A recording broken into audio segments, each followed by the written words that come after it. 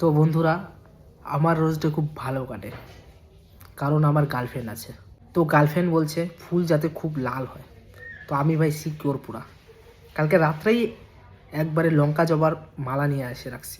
মা কালীর যেহেতু লাল ফুল পছন্দ, তাই হয়তো আমাকে লাল ফুলই আনতে বলছে।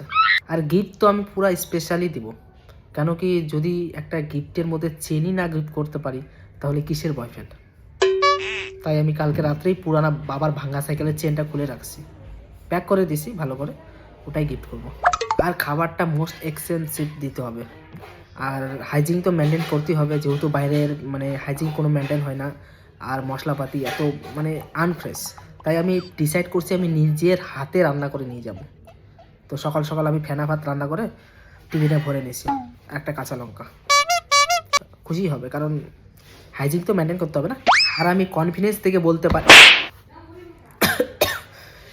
যে আমার গার্লফ্রেন্ড আমাকে ট্রাস্ট করবে, ভরসা করবে। আর বাকিটা তো স্বপ্নেই ভাবি নিব আমি কী বলবে, ওটা পার্সোনাল শেয়ার করা যাবে না। তো হ্যাপি রোজ ডে সবাইকে। কালকে আমিও যাচ্ছি।